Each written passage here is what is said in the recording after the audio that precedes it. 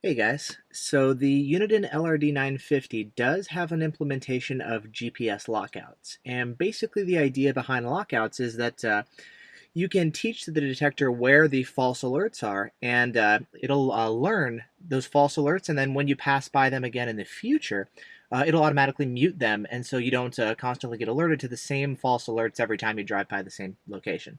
This is great for speed signs, it's great for drugstores, grocery stores. Any stationary false alerts that have the same frequency in the same location, you can basically press a button on the radar detector and it'll automatically uh, it'll go ahead and start filtering those out for you. Now the implementation that Uniden uses is pretty simple. There are a couple issues with it. Yeah, it does work, but I was just doing a little bit of driving earlier today to kind of test it out and get a feel for how lockouts have been implemented on this detector. And so I'm going to show you guys some of my test runs and kind of illustrate a couple things about it. Now, the way lockouts work in this detector, you can see there's actually two buttons here on the face. The first one is going to be for mark. This will let you manually actually locate or manually save a certain location. User mark logged. So that every time you pass by this location, it'll automatically alert you. And it's not lockouts, but it can be easily confused User mark deleted. with lockouts. The way lockouts work is actually by pressing the mute button twice when you are encountering an actual signal. So for example, the way it would normally work is if you encounter a K-band radar source, like this, you'll go ahead and get your normal alert from the detector, and here, continue triggering. Mute on. And then you can just press the mute button, and then it'll go ahead and mute the signal for you, which is really great as you're driving around. You just run into false alerts, whatever's going on. You can just press the button, mute it, and it quiets down for you. So really, really handy. However, it's not going to actually learn and remember that signal. So what you can do is when you encounter it, if you press the mute button not once, but twice, it'll go ahead and save this signal into its memory. And we'll go ahead and do that now. So do this, we'll press Mute on. Mute memory. I press it twice, and now the signal is in memory. And so you'll see it says mute memory, and it might be kind of hard to read, but underneath the signal, it actually says the words mute memory, and that signal has now been muted. And we'll go ahead and let it go away real quick, and we'll re-trigger the signal in a couple seconds here. And you'll see that when I trigger the signal again, it's now going to be muted. There it is, there's the signal, and it's no longer going to alert me. So there you go, there's the implementation of GPS lockouts. If we would like, we can go ahead and unmute this signal. Delete mute memory. We'll say yes, so we'll press it Mute again. memory deleted. And now it stays muted, but that signal is no longer locked out, and you'll see underneath it no longer says mute memory. And so we'll let the signal go away real quick. Once it dies, we'll go ahead and reshoot it, and then you'll see at that time it'll then begin alerting again as normal because it no longer has this signal actually saved. And totally didn't work. Okay, well, let's go ahead and let the signal die. There might be a little bit longer of a latch. It may think that's actually a continuation of the previous signal. And so we're going to go ahead and let it sit for a while so it kind of resets itself. So we'll give it a couple seconds here. Let's go ahead and trigger it now, and now it should alert if all is well. There we go. That's what we'd expect. Okie dokie. So cool. There's our options as far as locking and unlocking a signal. We'll go ahead also and just run through all the different menu options here with the mute button. Mute on. Mute memory. Delete mute memory. Mute memory deleted. Mute off. Oh, that's cool. Mute off. Mute on. There we go. And we'll just cycle Mute through. off. So we've got a mute off option, which is pretty slick. So if you've muted a signal by pressing the button, you also have the option later of unmuting it, which is pretty slick. Not every detector lets you do that, and that's kind of nice if you're like, oops, I didn't mean to mute it for whatever reason. I pressed the button by accident, turns out it's actually a cop. I want to unmute it. Whatever reason, you do have that option, and I really like that feature. So, oh, also says mute/dim, so if you press and hold it, Dim. you can actually dim Dark. the screen here. Is dark like full dark? Kind of curious. Okay, dark is really, really dim. You can see it is still there, but it's not like totally off. Let's see what happens. Yeah, when we get an alert, it's still... Mute on. It doesn't go like Mute full bright or memory. anything. No, okay. Bright. There we go. Okay, so cool. Anyways, you can see lockouts work just fine. Now, I found a couple things interesting in testing. The way the lockouts work is it's going to memorize this signal in this location. How does it define this signal? Well, it's basically saying 24.13 gigahertz plus minus a certain range of frequencies.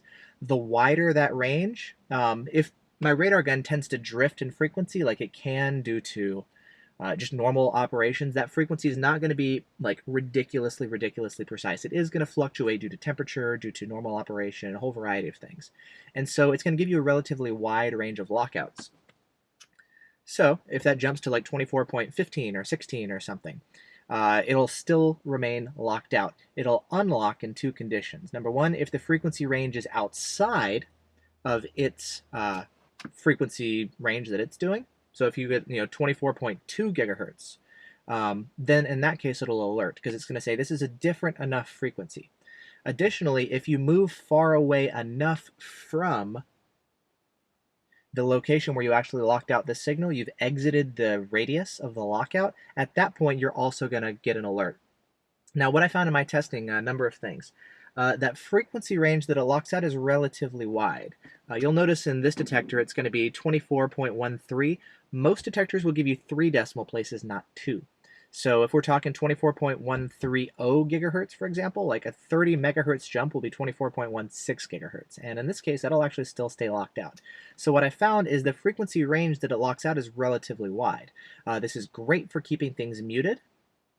It's also great for if the signal itself starts to fluctuate, a wider range that you're locking out is going to actually stay locked out. So you don't have a signal that you lock out once and then later over time it then begins alerting. You don't want that, right? So the signal is going to stay locked out. Now, the way the lockouts work, I found, is that if you shoot a second signal, so let's say you have a false alert locked out, if there's a second radar gun that's present that's in a similar enough frequency, it will also be locked out. This is good if you're in a grocery store and you've got a whole bunch of false alerts. You can just lock it out, by pressing the button once, and it'll lock out all of them. The downside, everything's got trade-offs in your design. The downside is that if a cop comes by in an area where you have a lockout, if his frequency is similar enough, he will also be locked out, and you won't get any indication on the detector audibly. It'll still, alert, blah, blah, blah, and you'll still get the visual indication, of course, but you won't see, there's no bogey counter saying, hey, I see a second alert. It just mutes anything and everything in that range. That's how Escort's implementation works. Yavi 1 is designed to be a little bit more intelligent. It'll actually say, hey, I see a second or a third signal, where usually I only see one. Hey, there's additional signals. I'm going to alert you to the presence of a new signal. So it is a little bit more sophisticated in the implementation of Yavi 1. The trade-off, again, is it does make it noisier. So that's kind of the balance between how safe do you want it to be, and do you want to err on the side of being quiet, or do you want to err on the side of being noisy? And so this is kind of what I'm testing here, is saying like, okay, how exactly have they done their lockouts? And so these guys will say it's just going to mute any and every signal within this frequency range. I've also found that the radius of these lockouts is going to be pretty small. And so what that means is I'm going to show you a couple clips here as I'm testing it. It's going to be the next series of clips I'm going to show you of me driving past a speed sign. And you're going to see I'm going to drive past it. I'm going to lock the signal out. And then if I get a little bit farther away, if I can still pick up the signal, I'm actually going to continue getting alerted. And so what that means is, I've created my lockout, but then I exit that lockout radius. If I can still see the signal, I'm now going to begin alerting. So what that means is I'm now going to have to create multiple lockouts for one radar signal. Now, normally that wouldn't be too big of a problem. However, with this guy, you only get 100 lockouts total. That's all the unit supports. I don't know if that's a memory issue or a programming issue, or it doesn't support, more lockouts than that. I don't know what the issue is, but you only get 100 lockouts, period. That's it. With the Escort implementation, for example, there's no limit on how many lockouts. It's theoretically infinite. I mean, I guess if you had like a bajillion of them and your phone ran out of memory or your detector ran out of memory or something.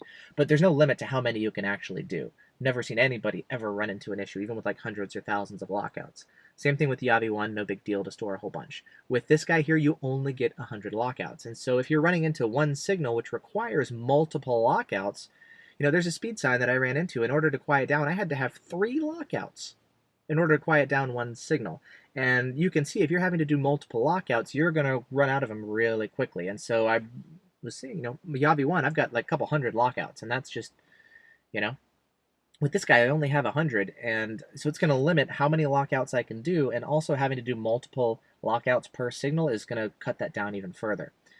I found the same thing after I do the clips here for the speed signs. I'm going to show you some clips with the drugstore, and you're actually going to see I'm going to require, again, multiple lockouts in order to lock out the whole range entirely, because you have some higher frequency and some lower frequency lockouts, and so we're going to have to create multiple lockouts to create a wider lockout, blockout, or whatever you want to call it. I don't know. That's just a wider range of frequencies to lock out.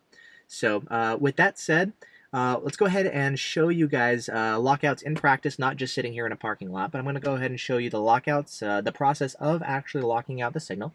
And I'm going to show you some of the issues that I ran into during testing, going back and forth, back and forth, back and forth against the same speed sign. You'll see that directional information is not calculated. So if you lock a signal out going in one direction, if you come back the other direction, you're also going to have that one lockout is still going to be valid. It does not take into account you lock it out in one direction, and you're going to have to create a second lockout going the other direction. It's just taking a look at the frequency range and also the GPS location. So anyways, with all that said, let's go ahead and start by taking a look at a couple passes against a stationary K-band speed sign. And I'm going to show you the process of just kind of what I saw as I was making a couple passes and started noticing, like, what's going on? So I'll go ahead and share that with you guys next.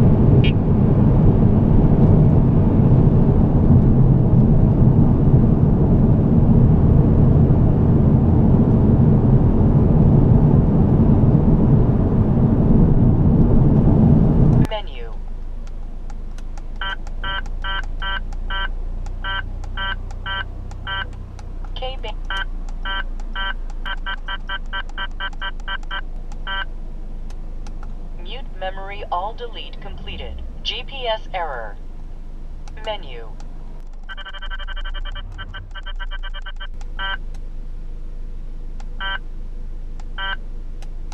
Exit. GPS error.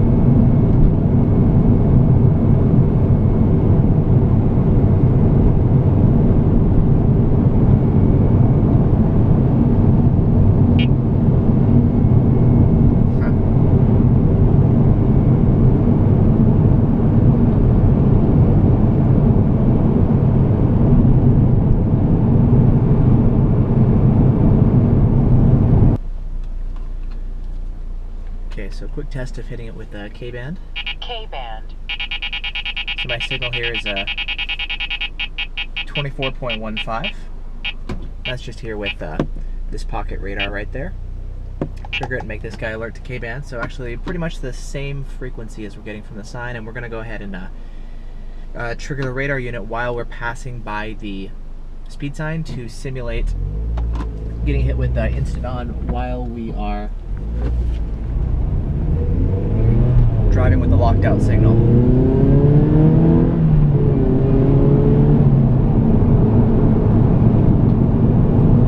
Okay, speed sign approaching ahead with 2 lockouts right now. There's the first one that we're going on.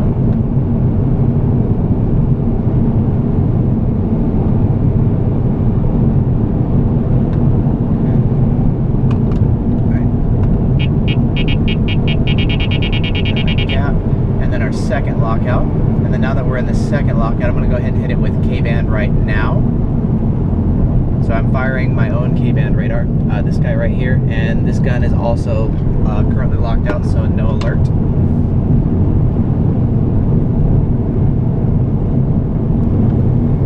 Okay, I've got 2 other K-band radar guns here on different frequencies, since the pocket radar and the speed sign are both at 24.15. Basically, I've got also an MPH Z35. I know the camera angle is not the greatest for showing the gun, but when I transmit this guy, K-band. we're at 24.18 gigahertz, so about 30 megahertz higher than our 24.15. You can see it did bounce down a little bit, so it's not the most precise receiver ever. And it's also only going to 2 decimal places, not 3 like most of the other radar detectors. But anyways, we can see we're about 30 megahertz off-ish, right? And then we also have the custom Falcon HR, another handheld gun. When I transmit this guy, he's down at what, 24.13, 24.09, so somewhere down below. Okay, and then we've got, there goes the Audi right there. So we've got some other K-band sources, just because I've got the K-band filters turned off for testing.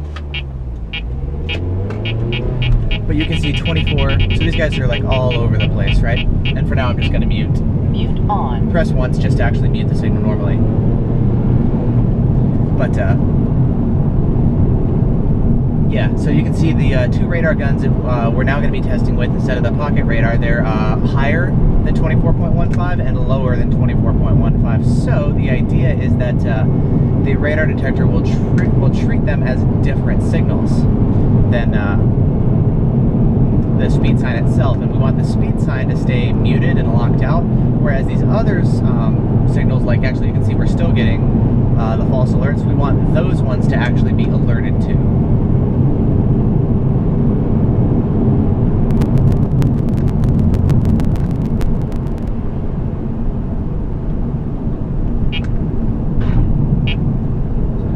That false guy. Yep, there's the Audi up there. So this will be interesting. We've got an Audi actually falsing us, and we're about to go run back into that speed sign up here too. So let's see if we can pick up both at the same time and just see what happens. So there we go. Now the speed sign is beginning to be locked out. 24.17, 24.12 it's showing. The speed sign is right there on the left. And we can see the Audi up there. A couple cars ahead of us. There's that gap in between our 2 lockouts. Oh, that one jumped up to 0.22, so that one alerted.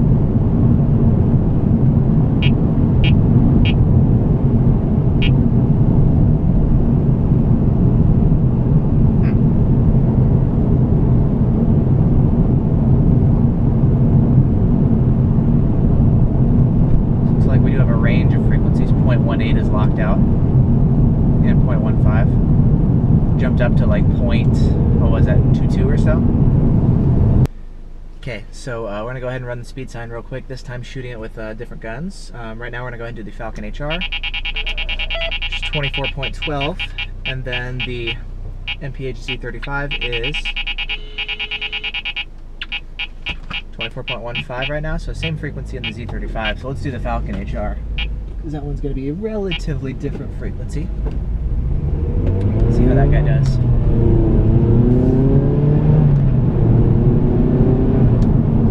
Alright, so Falcon HR. We're detecting the speed sign right up here on this bend first. There we go, so there's a speed sign, and now shooting the Falcon HR. See, it drops to .12, and that gun is also locked out. There we go. We'll go ahead and shoot next the MPH Z35. There's going to be a little gap here between our two lockouts. There's the gap. Here's the second lockout point. Now we're going to go ahead and trigger the Z35. Transmitting this guy. And also locked out on that one.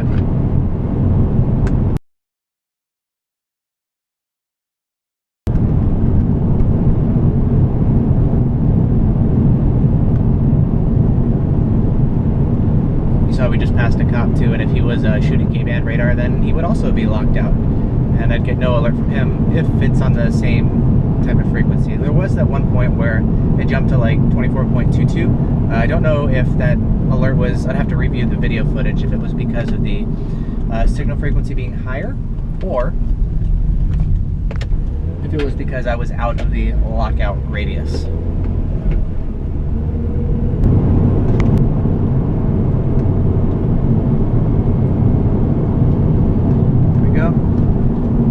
We're going to go ahead and shoot the Falcon HR now. It drops down to 24.11. That one is also locked out. .12, there it is. Release the trigger, and we resume 24.15-ish for the speed sign, which is what we've got right now.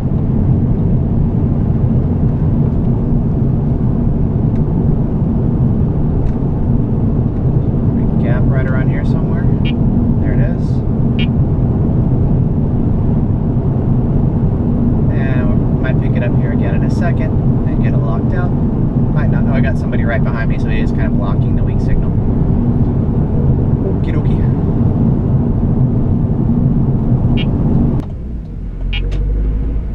K-band.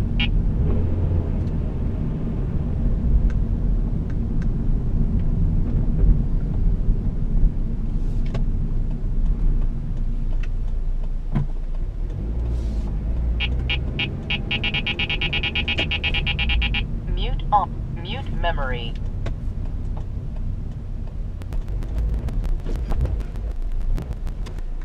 Okay, so it's at 24.11 is not locked out, but the unit is still silent. 24.2 is locked out, so that's interesting there. Now what I want to test here is I'm parked in front of the target. You can still see it like on the edge of the corner. There's a little target logo. So I'm right by it, and obviously I'm still picking up the signal here. What I'm curious about is what happens when I turn off the car, leave the store, everything powers down, right? Kind of hang out for a little while, and then I do my shopping, I come back, my car's parked in the same spot, the false alerts are in the same spot. What happens when I restart my vehicle in the same location? Uniden. GPS connected. Good GPS lock. And that 24.11, which was not locked out, begins falsing, but okay. So here we go.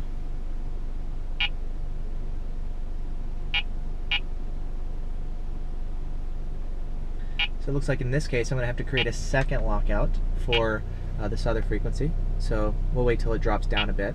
Mute memory. So I think I locked out 0.13. Yep, that's what we're going to do. And so 0.10 is still locked out. 0.21 is locked out. So we've got 2 lockouts now for one location. Okay, now let's see what happens again. Gonna power off the unit. Gonna power it back on. GPS connected. Good, got a GPS lock. Automatically mutes right out of the gate. Both frequencies, awesome. That's what we want to see. We did need to do 2 lockouts here in order to get it, but it does work. Okay, now let's see as far as the radius and whatnot. We're gonna go ahead and let these guys walk by. We'll drive away a little bit, and we'll see what happens as far as muting from a little bit of a distance.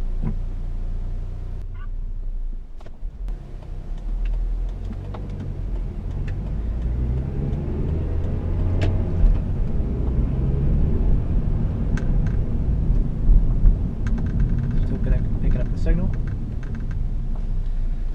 Let's go over here a little bit.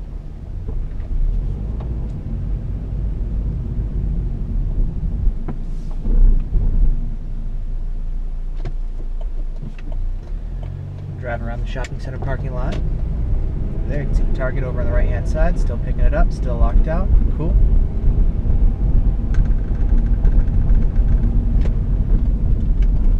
Pull over here real quick.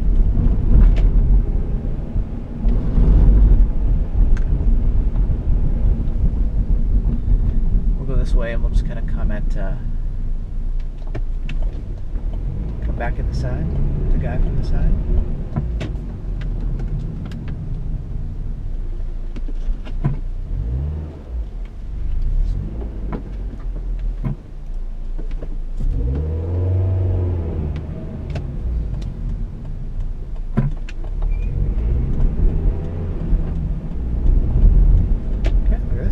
Got a nice little lockout here, 24.14. Good, that's what I like to see. Target's over there on the left.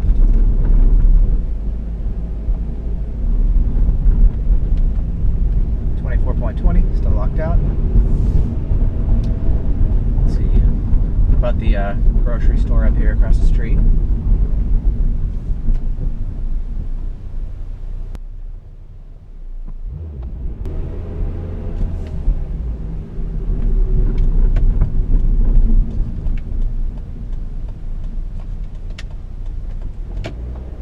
Good, this guy's locked out too.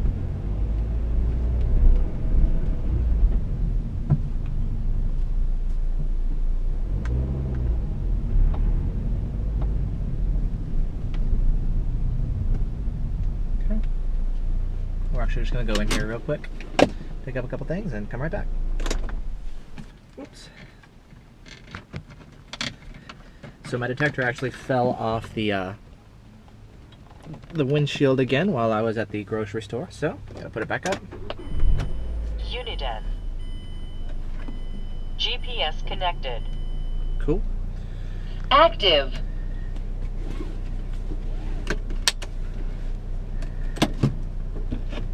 Let's see how the lockouts do.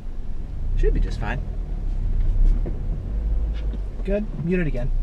That's what I like to see.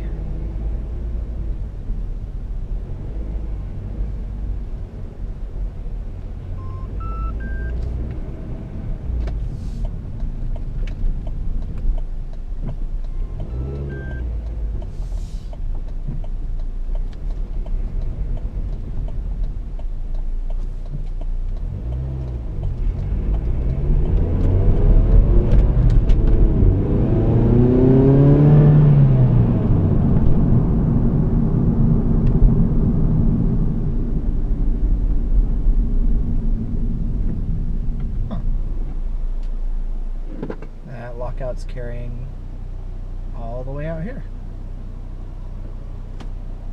This is weird. Might as well go ahead and shoot myself. Yeah, there you go. That's me on the Z35. Still locked out here.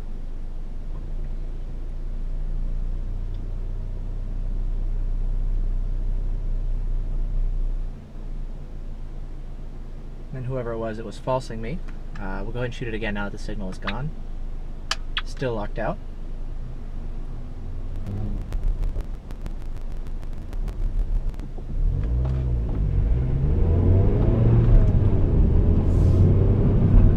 Let's see if our lockout radius is out here too. Transmitting, still locked out. There we go. Finally got an alert.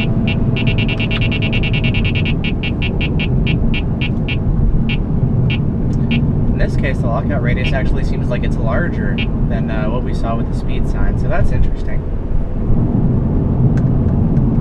Go ahead and trigger it again. Okay. Red light camera ahead. No, there isn't.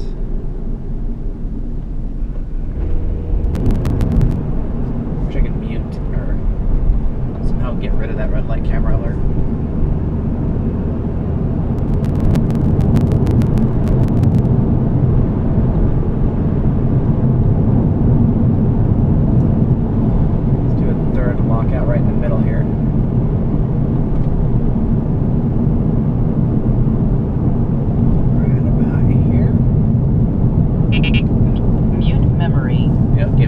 presses. We'll lock it out again. There we go. So now we got 3 lockouts